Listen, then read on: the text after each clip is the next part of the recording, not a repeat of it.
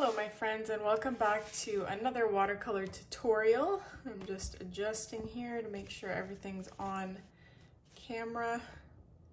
We are painting another painting today inspired by Atelier Sasu.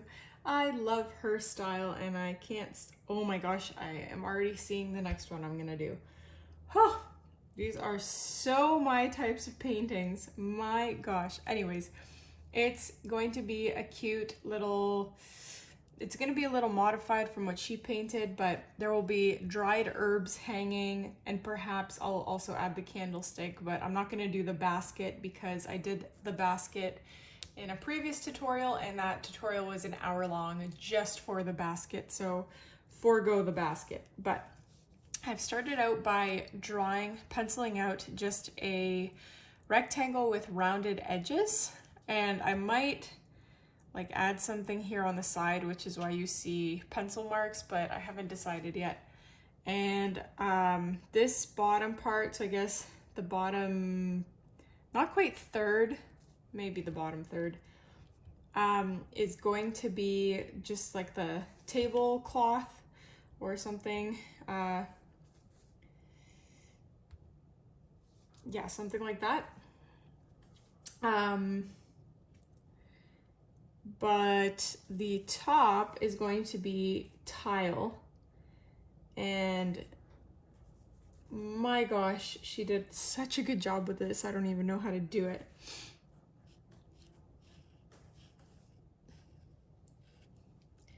So anyways,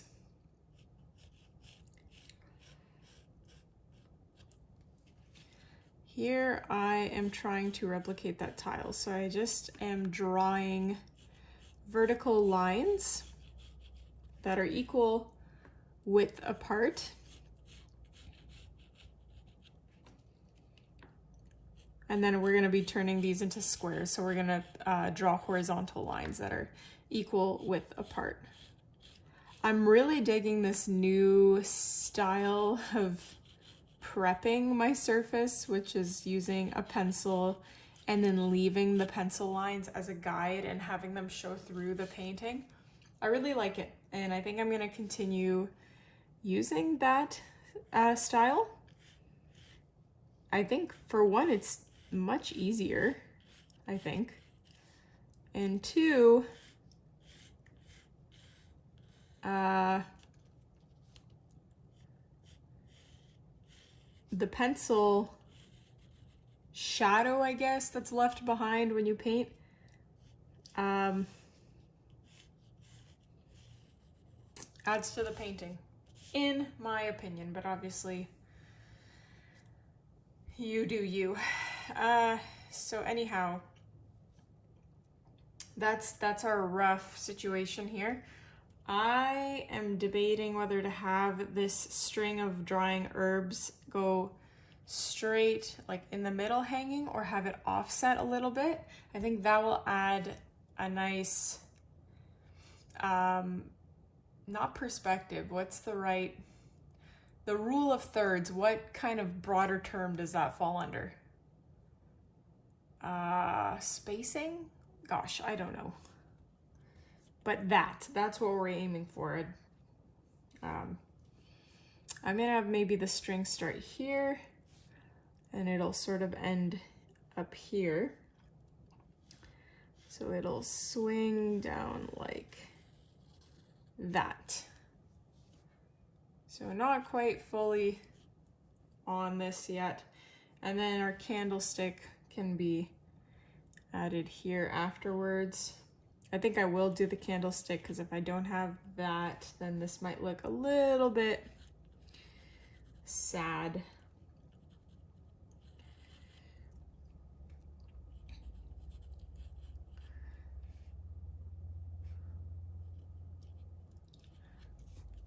I can perfect this later. Right now it looks really bad.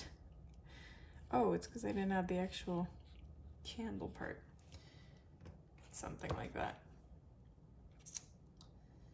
Maybe I shouldn't have had it right in the middle of the grout lines of the tiles.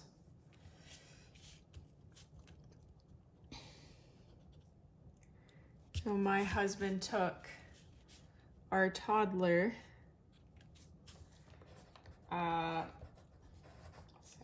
vid 20 minutes. Sorry, I had to write something down.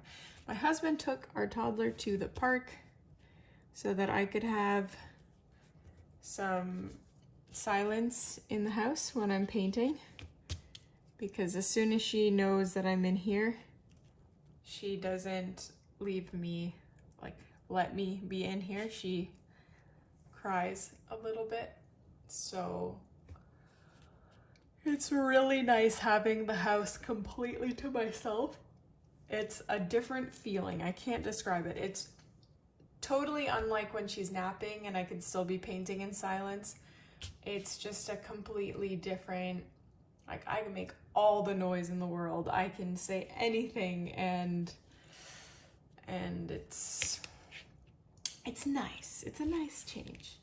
So let's get into this because we're like 6 minutes in and we haven't even started painting.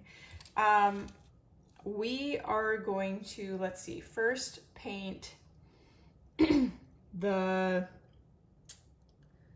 two ways we can go about painting the tiles, to be honest. We can either wash this whole thing with the color for the tile.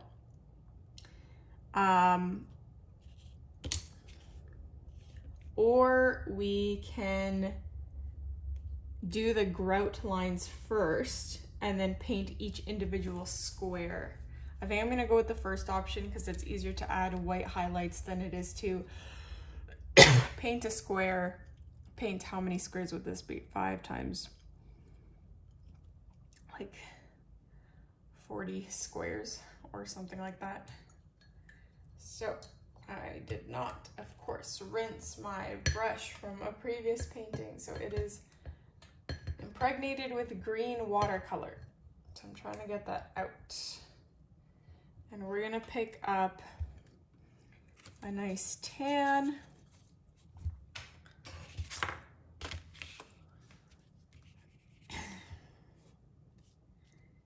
And I'm gonna water that, maybe not even water it down, but just add a bucket load of white to it to wash it out.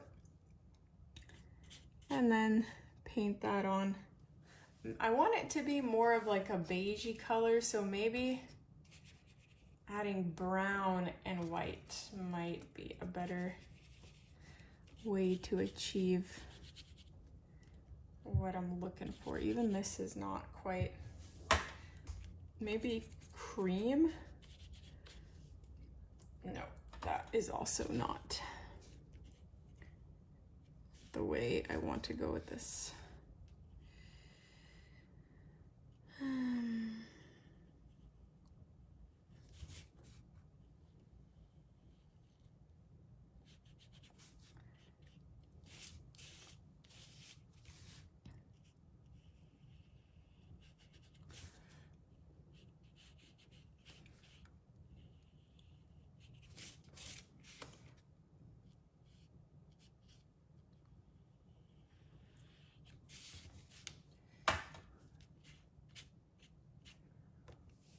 So that's roughly the color that I want the tiles to be. And now I'm just gonna do the wash for the bottom. It's gonna be kind of the same color, but just a little darker, I would say. I'm gonna add a little bit of brown and tan, watered down a little bit more than that. That's going to be our tablecloth. I saw this picture on it, or it's not a picture, it's a whole page. I'm assuming this person is an interior designer. I just don't really bother to look at what someone's bio says. I just see their content. And I was showing my husband and he's like, I said to him that I really like this person's style and I wish our kitchen would look a little bit more like this, but I have no idea where to even start to make it look like that. It's just such a complex interaction of colors, textiles, and everything in between. And he was like, Yeah, there's no way this is just a lay person that, you know, decided that they're gonna make their kitchen look like this. This person is definitely an interior designer. He's like, there is a reason why interior designers still have jobs, and it's because this is not an easy, it's not a skill that everyone possesses, to be able to combine textiles and colors and like different kitchen things to make it look great. Anyhow, these somehow became a very similar color, which was not my intention. So I think I'm gonna go over it again with a little bit more color. The bottom. That's a bit better. That's a bit more of a difference. So we have to let both of these dry before we can do anything further. So I'm gonna use my blow dryer and we'll come back. Oh my gosh. Is that on the screen? Can you see that? Ah, it's a spider that just fell. Ugh. Ugh. It just fell from the sky. I don't know, from the ceiling, or maybe it was on my phone. That would have been really funny if it walked across the camera lens part and I didn't even notice, but you guys obviously did because you're watching this. Okay, let's hope he doesn't come back, because that would freak me out if I just felt that crawling across my legs. This should be dry by now. And where are we here? Where are we, my friends? Okay, I think what I'm going to do, because it's so hard to figure out what colors this person is using, and these are the few times that I'm like, okay, I understand why people ask the color name, because for some people it's just not intuitive to know what color someone's using. So my guess is that they used a tan color and then muted it significantly with a pale eggshell color. And so that is what I'm gonna attempt to do here, is just pick up a ton of this. It's like this blue eggshell color that I have. I really hope that's what they did. And that is what we're going to fill our grout lines with. So all these pencil marks are now going to be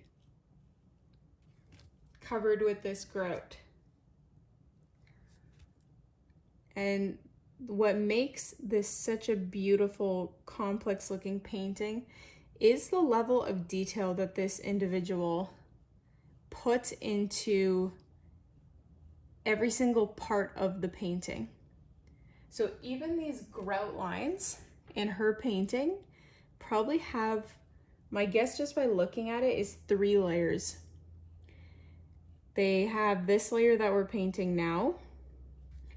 They have what I'm assuming is like a slightly darker layer on just part of the line to make it look like there's a shadow in the grout, so to give it a little bit of depth. Oh, what did I just do? No, this is why I take screenshots of things and not click on random. Oh, goodness me.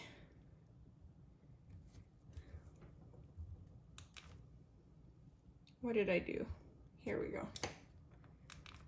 I'm just gonna screenshot that. Okay. Yeah, so sorry, what was I saying? The second layer is like a darker, darker shadow to make it look like there's depth, like the grout is receding slightly like it naturally would and does if you have tile anywhere in your house, or should, I should say. And then the third is like the white highlight, which makes the tile look like it's protruding from the grout. So there's so many elements here that make this painting what it is.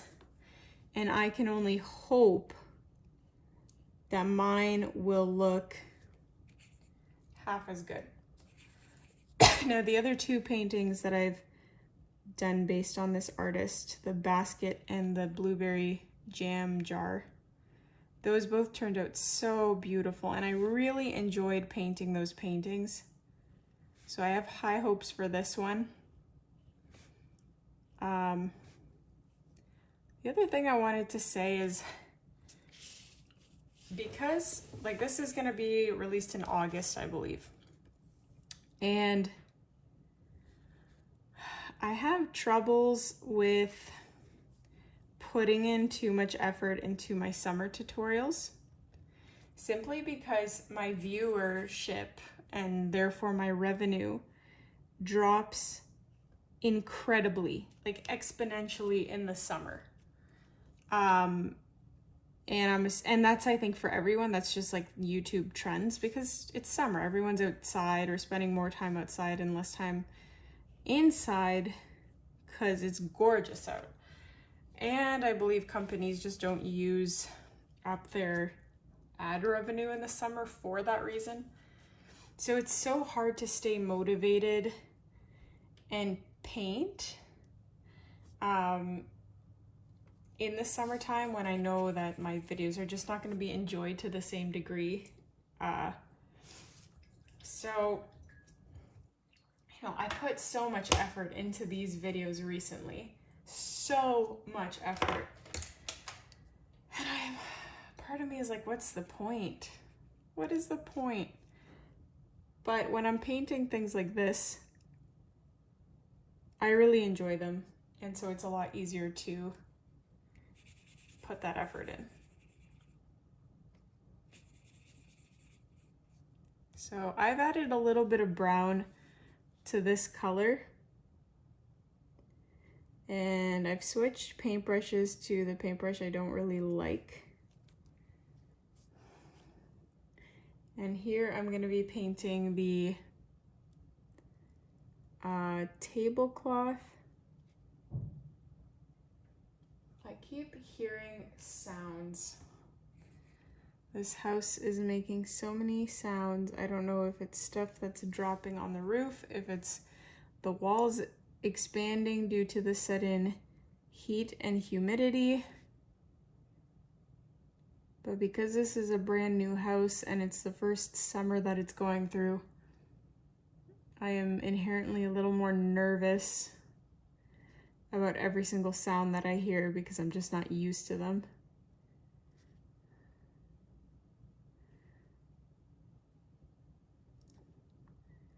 Like, for instance, at my parents' house, I mean, I grew up there since I was 2, so every sound is like completely normal to me. But one of the sounds in the summer when it gets a lot hotter, I don't know what the sliding closet doors are made out of, because they're not regular like hollow core wooden doors like you see now, at least in North America. I don't know what kind of material they are. They're not wood though. Well, I don't know. It's some kind of material that expands and contracts, because in the summer when it gets like much warmer and it's 28 degrees upstairs, those things crack. And when they crack, they make a very loud cracking sound that to somebody who's not used to it, it would be not just alarming, like what the heck was that, but also it's very loud and sudden. So it can definitely startle you. But because I lived there for so many years, it's a completely normal sound, so it doesn't even startle me anymore. But I don't have that yet. I haven't developed that relationship with this house yet. So I'm just praying it doesn't fall apart. There were some things I saw that I was a little worried about when it was being built. And I'm trying to forget I saw those things so that I can keep my peace of mind. But I don't understand that saying. Why is it peace of mind? Shouldn't it be peace in mind? Because it's not like you're saying a piece of your mind. You're saying P-E-A-C-E, like your mind is peaceful. At least that's how I assume. Okay, now we're gonna go the other way. We're gonna go perpendicular to the first set of lines here.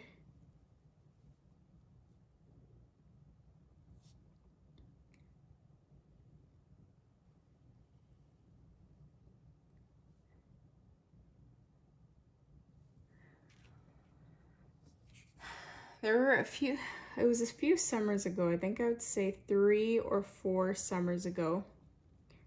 It's one of the first, either the first year or the second year we lived here, where I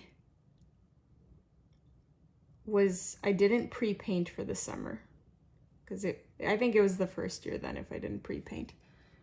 And I was like just so busy with outdoor tasks that that summer I was like, I am only gonna do 1 tutorial a week, and they are gonna be like 10-minute tutorials, and I didn't put much effort into them, and they still did quite all right.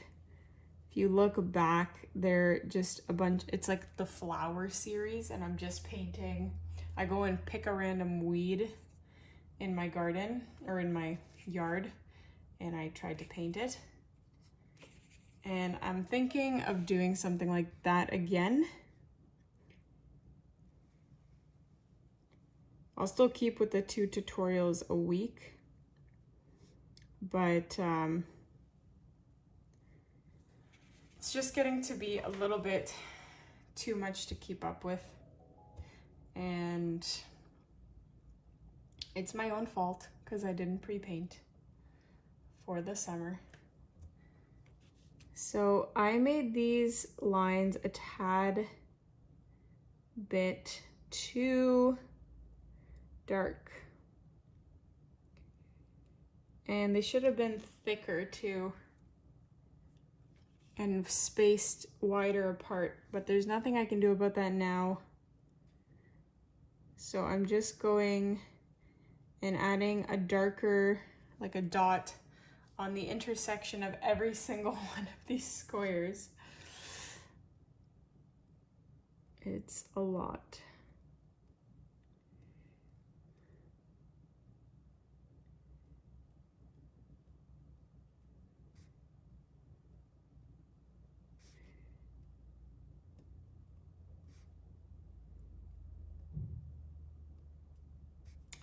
See, I don't know if you heard that sound, but that doesn't sound like a very good sound to me. That sounds like my house is, something is like breaking. I hope my foundation is okay.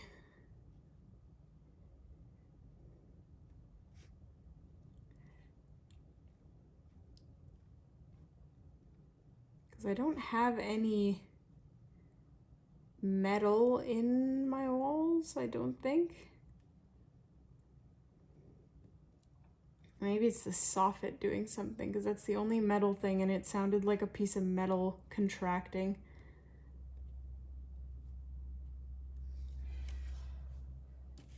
This is an awful lot of work, and it's really not the result that I was hoping for, to be honest.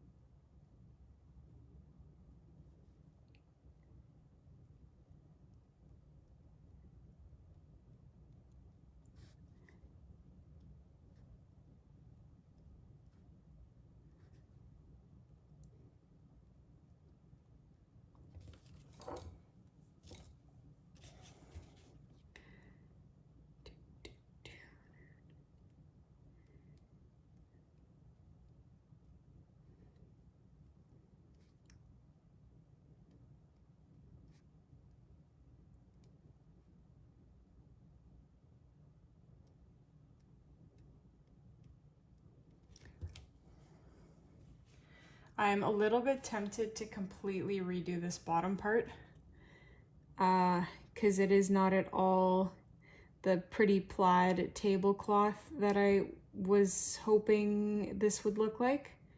I made the lines too close together and too thin.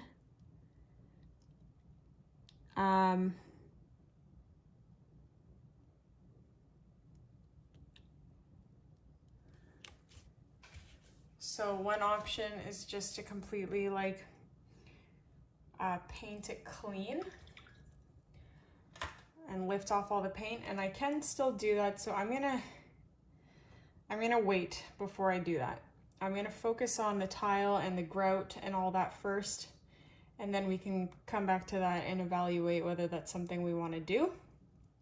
But for now, I'm just gonna focus on doing that second layer of grout line that I was talking about. So now we're gonna go with a much darker color, and it has to be super thin, and it can only be on one side of each individual line of each side of the square. Does that make sense? Did that make any sense?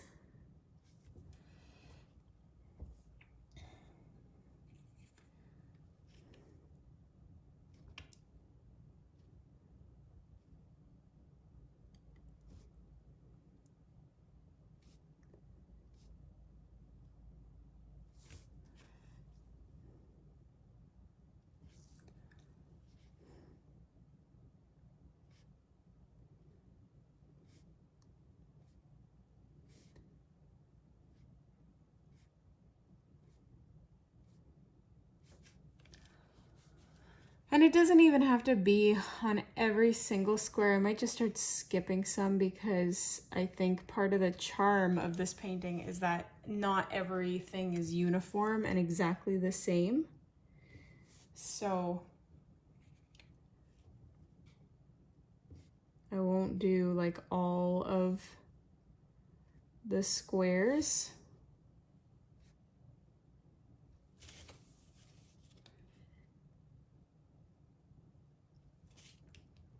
Something like this.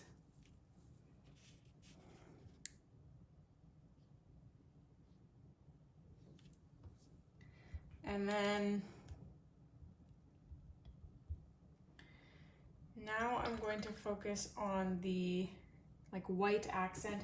I'm not even gonna play around with white watercolor in this instance. I'm just gonna go straight to white acrylic paint.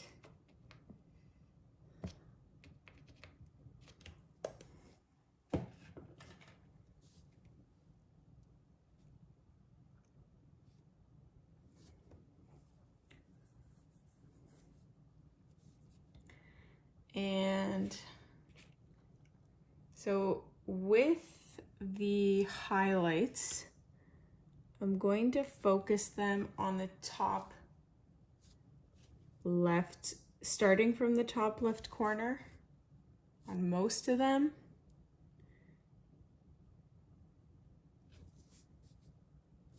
You can skip some.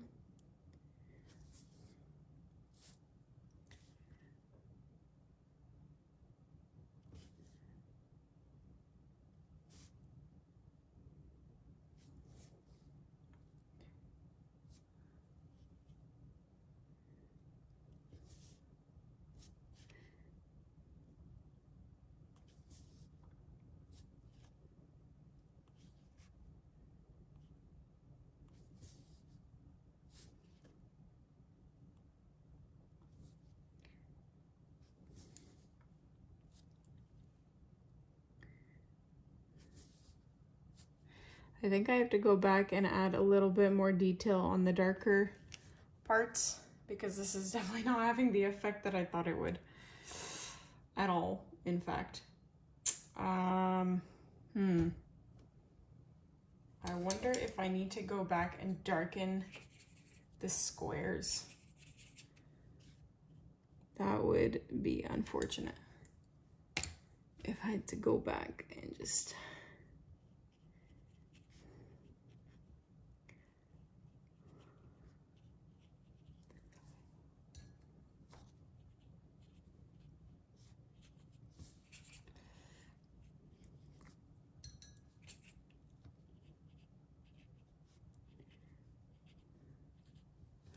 Maybe that's actually an easier way to do it. This is the method that I was talking about at the very beginning of this video, where I'm like, there's two ways we can go about this. This was the other way, is just painting the squares afterwards and leaving a little border. And what we could have done is painted all of the squares with the white acrylic paint and then just gone over with a wash, because the paint itself wouldn't paint over the white acrylic paint, and so it would have stayed the way it is.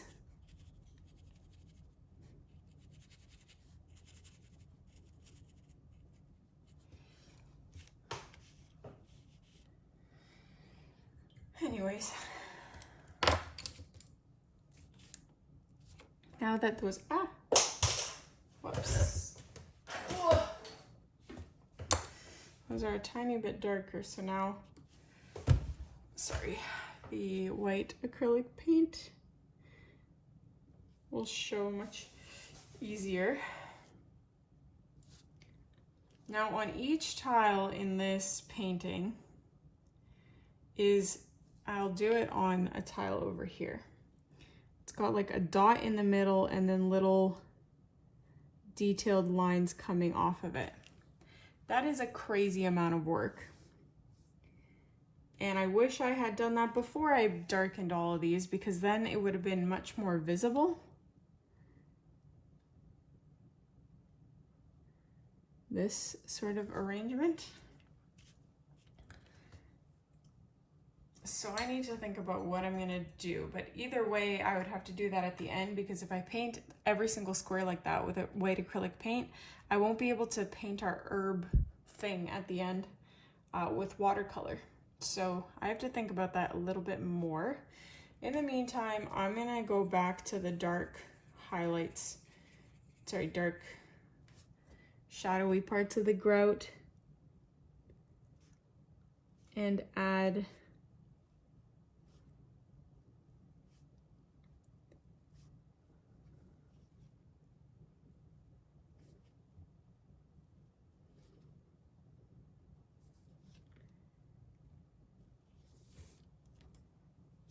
not too much, but just so there's a little bit more variety. Where are we? 34 minutes. This is proving to be another long one, my friends. It was supposed to be a little shorter. I eliminated the basket for that reason, but I can see that this is gonna be just as long. I'll try to speed this up a tad bit. So I'm taking tan and mixing it with green, trying to make the color of twine or something similar to that. And then I'm just gonna paint that over top of my pencil mark.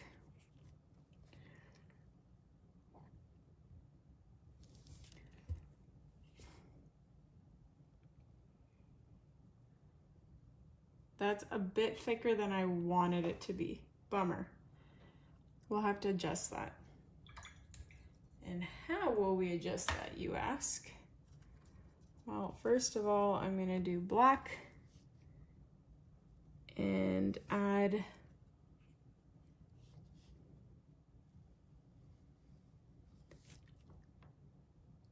a black line. And then on the other end, I'm going to take white acrylic paint and run that on the bottom part.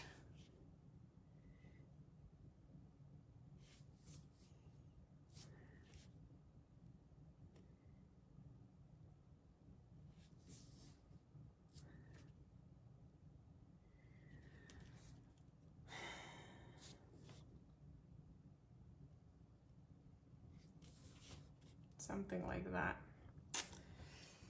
Okay, now for our herbs. I don't think you have to be too defining with what herbs you're painting, unless you're like just really into an afternoon of painting and you have a lot of time on your hands, then by all means, go as detailed as you want with your herbs. I'm gonna maybe pencil these in before I go too far into that. So I'll have something like that hanging here, and then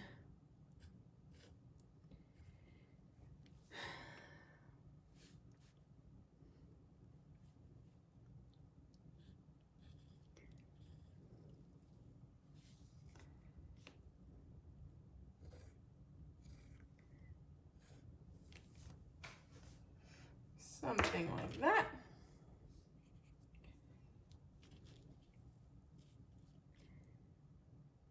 And you can use different greens for your herbs, like each bunch of herbs is something else. You want to change it up by all means. Again, I am not going with that route because I'm just going for a little bit more simple this time around, because I don't want this tutorial to be longer.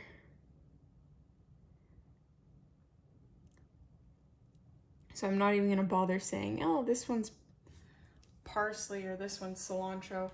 I think I'm going to regret that though, because part of the charm of this is that everything is so detailed, and now this just looks like I didn't care at all.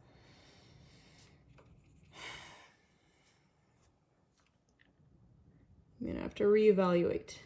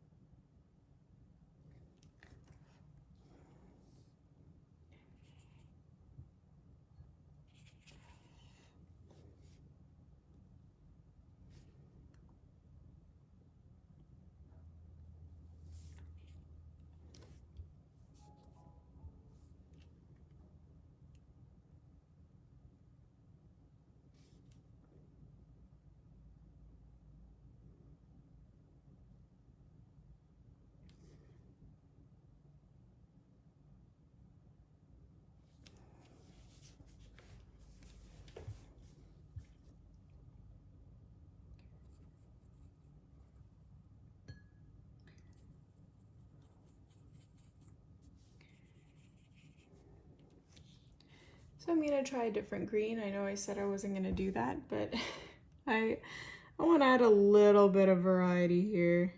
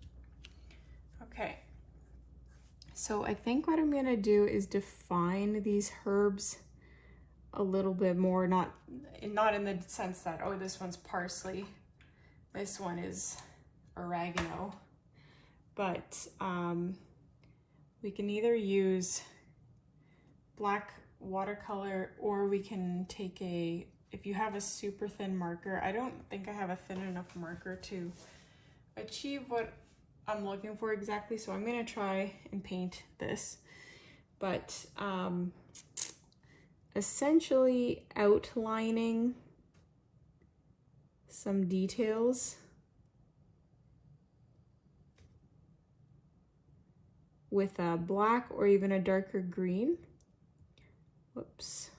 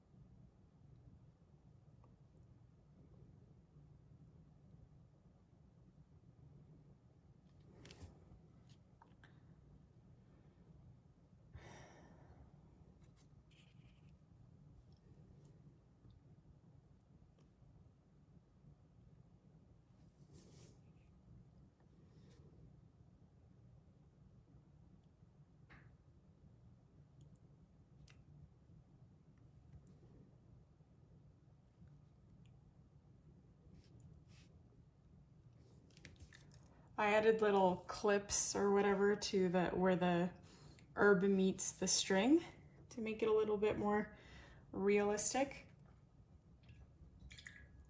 And I'm gonna go back to that acrylic paint because adding white to everything just softens it a bit. It makes it a little more in the mood that I perceive this painting to be. So I'm adding little white specks to some of the leaves.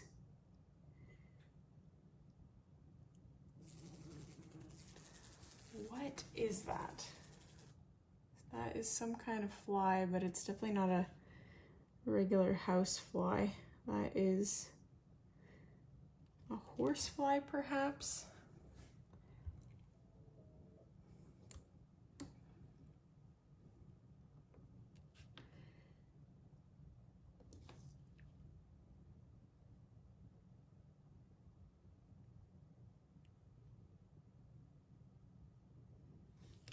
Okay.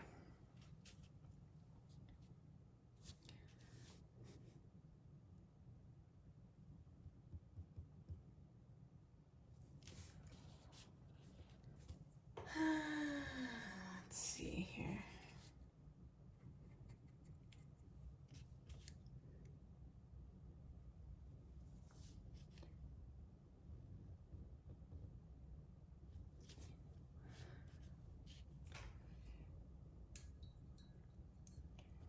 And then we still have our candlestick here.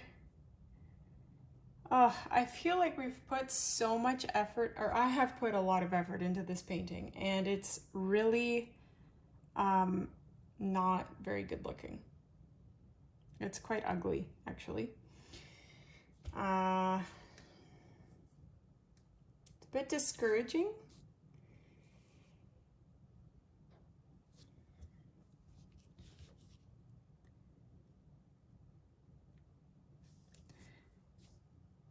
I'm just trying to do these tile details.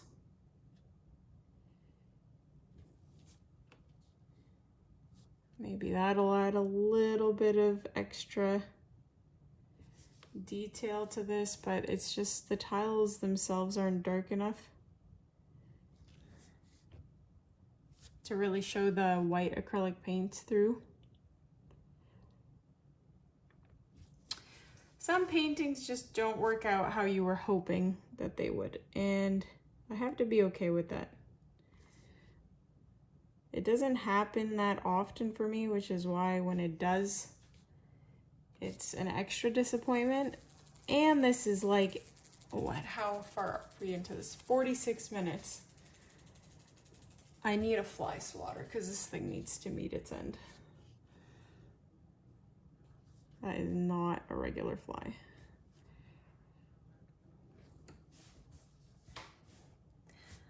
I wonder if I go over these tiles again, whether these white accents will be more visible.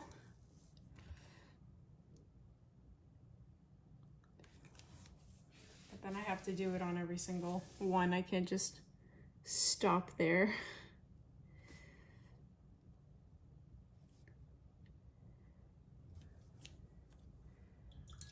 Let me just quickly do like a tan wash here.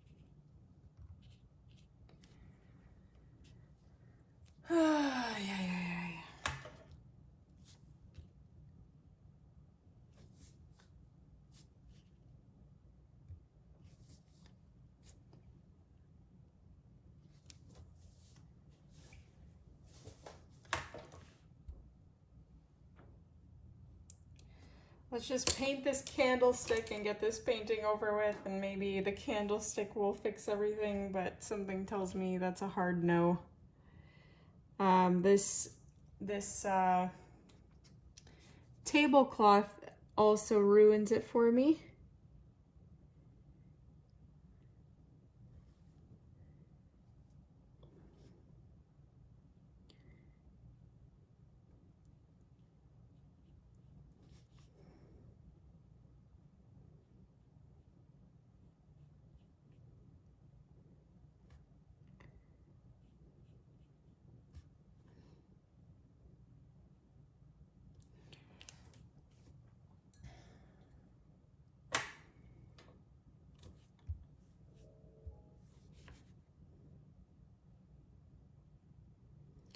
But the original painter has like a book as well on the tablecloth, and that kind of takes up a lot of this empty space here. And maybe I have to do that to make this a little bit more presentable, because it's really not at all what I had in mind. You just have to adjust. When things don't work out, adjust and move on. It's not always going to be wonderful.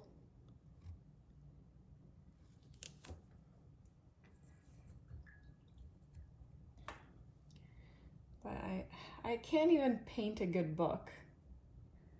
And that's going to add 15 minutes to this painting, minimum.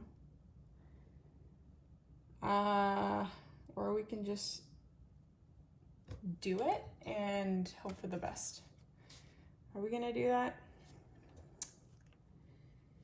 Let's maybe pencil this book in. So this page is gonna go like this, and then it's gonna fold out.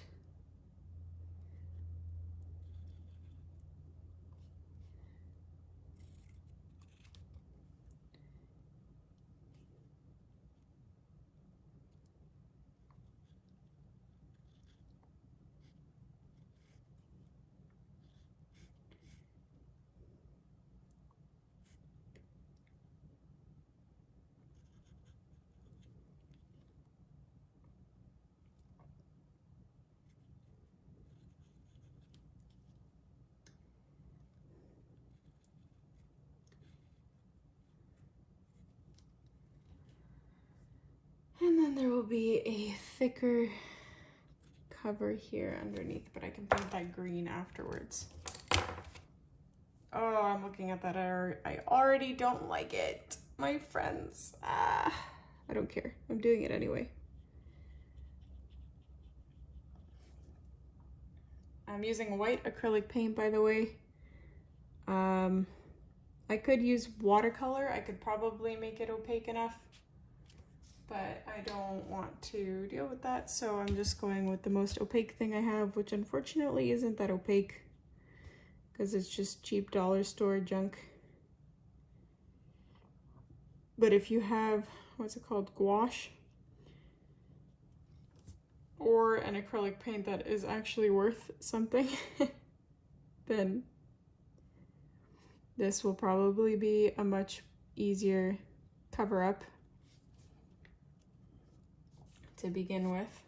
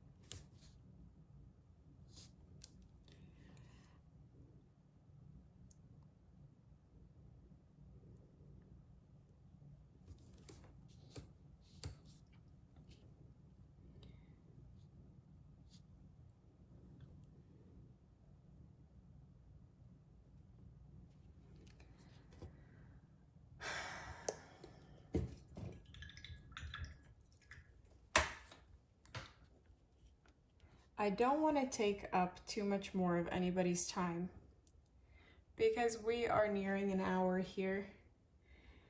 I don't want to paint this anymore.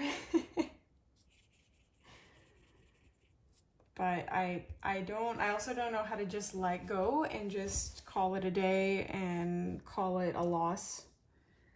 I usually just keep going and going. This fly is back again.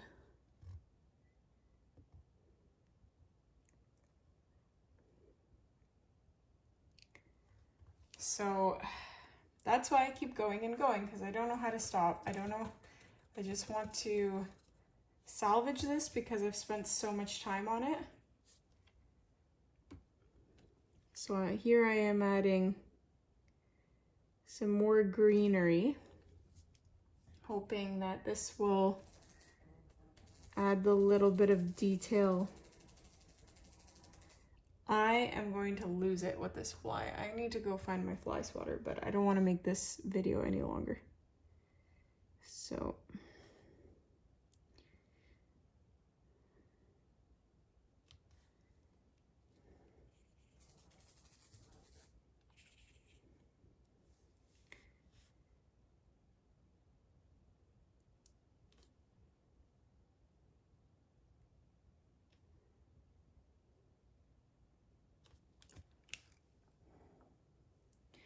I'm gonna take a deeper green, or maybe just green and mix black into it for my album or my book, the outside of the book.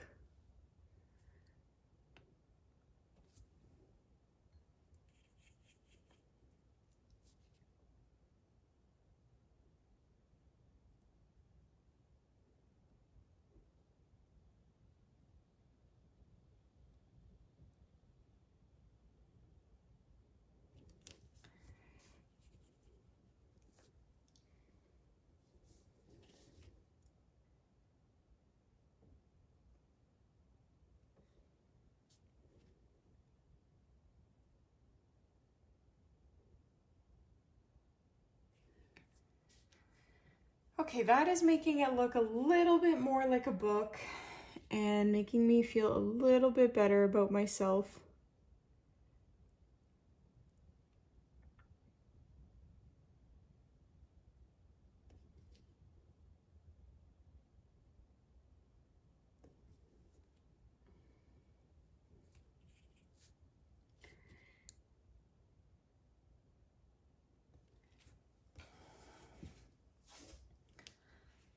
I'm gonna take black, or you can take a black marker. I just don't think my marker is as fine as this paintbrush can be, so that's why I'm sticking with the paintbrush. But if you don't care about it being really fine, then by all means. Or if you possess a marker that can do such a detailed job, please share it in the comments, because I would gladly invest the money to acquire such an object.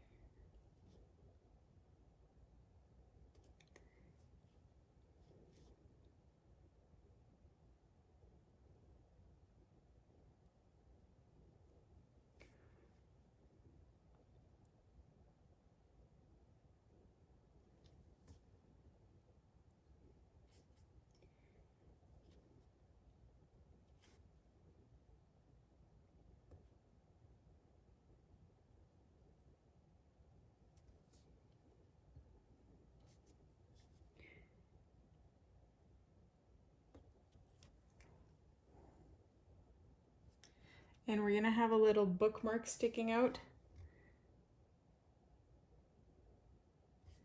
from this lovely book.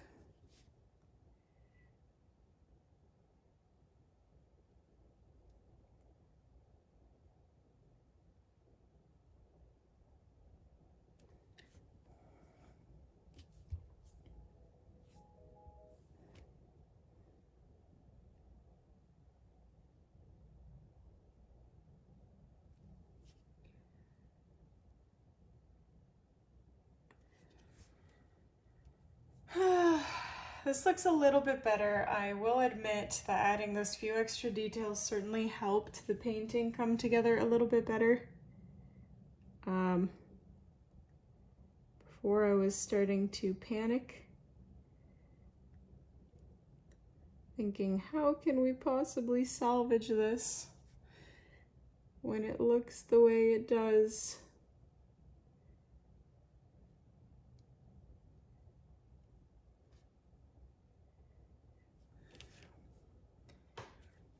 I mean, outlining everything, it seems, is the way to go.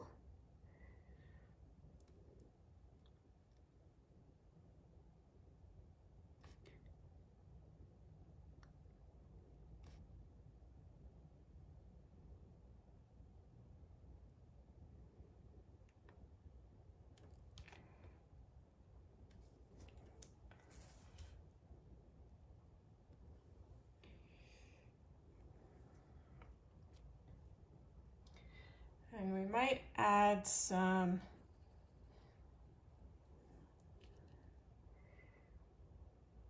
plants in this book.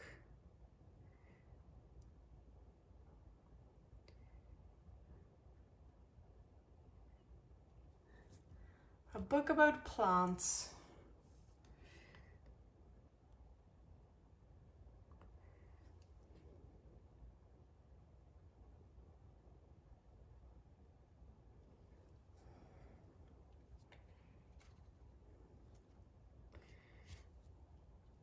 And then some writing in the book, if you cared to do that.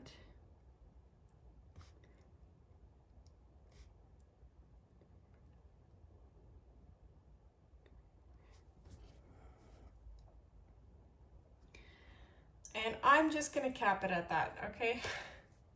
We are at past an hour now, so that's it. I might add some more details afterwards, like on the sides, but it's not gonna affect the overall painting. I hope you guys enjoyed this one. It's not the same vibe as my other cute homesteading ones, but I hope you liked it nonetheless. Thank you so much for watching. Please don't forget to hit subscribe. I put a lot of effort into these videos. As you can see, it's been an hour. And especially if you've watched my videos for a long time, check out my Patreon. It's another way to support me financially, and you get access to exclusive tutorials. So thanks for watching, and I'll see you in the next one.